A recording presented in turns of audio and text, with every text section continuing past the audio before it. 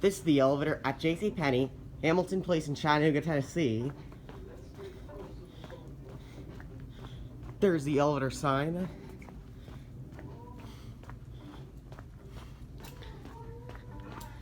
And another elevator sign right there. Even right here. And this is, I believe, a Schindler.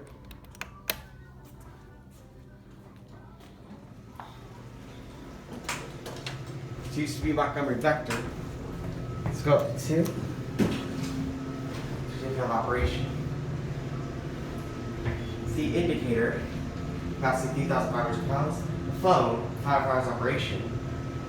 Here at 2. Let's go back down to 1.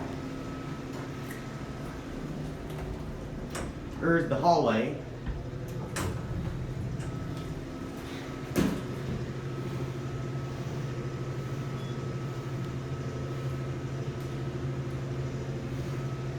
We are at 1, and that's it.